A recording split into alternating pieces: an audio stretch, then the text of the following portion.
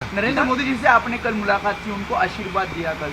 हमारे पास आए थे, उन्होंने प्रणाम किया। हमारा नियम है, हम लोग आशीर्वाद देंगे, जो आएगा उसको आशीर्वाद देते हैं। नरेंद्र मोदी जी हमारे दुश्मन थोड़े हैं, सदा उनके हित की बात कह रहते हैं। जब उनसे कोई गलती हो जाती है तो हम उसको भी कहते हैं। देखिए, हम सब लोग हिंदू धर्म के, सनातन धर्म के पालन करने वाले लोग हैं।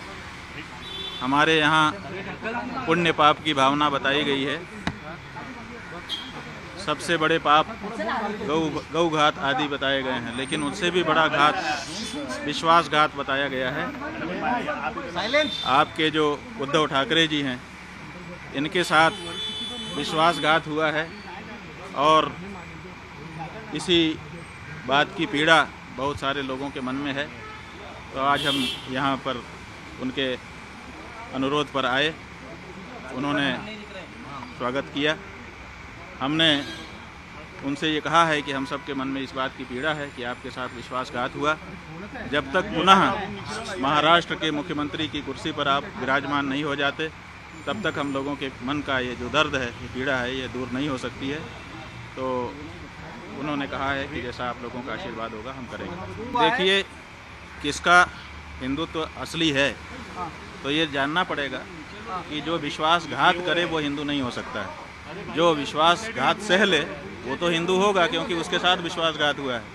तो जिन लोगों ने विश्वासघात किया वो कैसे हिंदू हो सकते हैं? भाई, हम कह रहे हैं कि उद्धव ठाकरे जी के साथ विश्वासघात हुआ है। अब इसी में आप समझ लीजिए। इसलिए पूरे महाराष्ट्र की जनता इस बात से पीड़ित है, सबके मन में इस बात का दर्द है। चुनाव में इस बात का पता भी चल चुका है।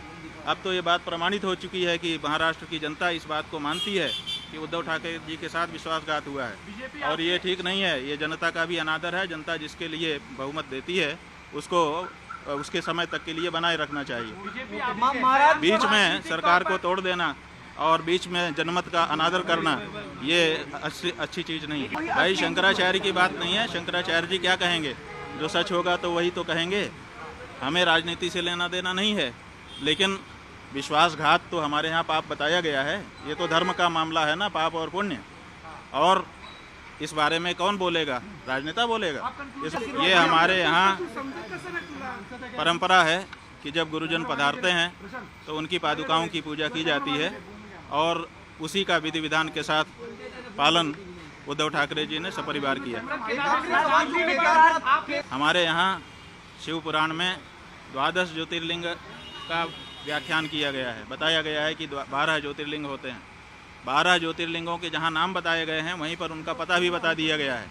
और ये कहा गया है, जैसे सौराष्ट्रे सोमनाथम, पहले कहा सौराष्ट्र माने पता, उसके बाद कहा सोमनाथ। उसी तरह से केदारम हिमवत पृष्ठे, जो केदार है वो हिमालय के पृष्ठभाग में है, माने हिमालय में केदार है।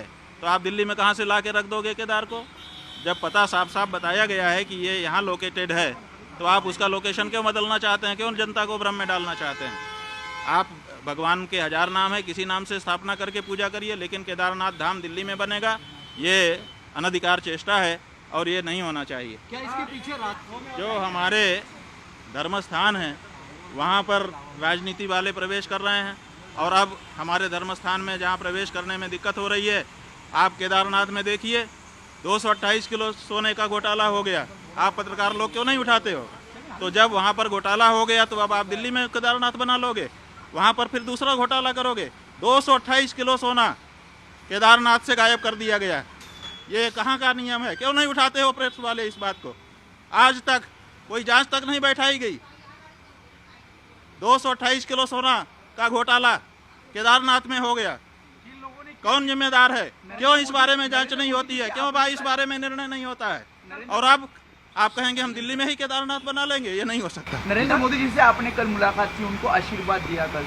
हाँ, वो हमारे पास आए थे, उन्होंने प्रणाम किया। हमारा नियम है, हम लोग आशीर्वाद देंगे, जो आएगा उसको आशीर्वाद देते हैं। नरेंद्र मोदी जी हमारे दुश्मन थोड़े हैं, हम उनके हितैषी हैं, सदा उनके हित की बात कह रहते हैं। जब उनसे कोई गलती हो जाती है तो हम उसको भी कहते हैं कि तुमसे ये गलती हो रही है। आपको लगता है वो हमारे दुश्मन नहीं है। उद्धव जी ने आपके जरिए बीजेपी के साथ वापसी को लेकर ऐसी कोई बातचीत? नहीं, हमारे जरिए हम कोई लाइजनर नहीं है।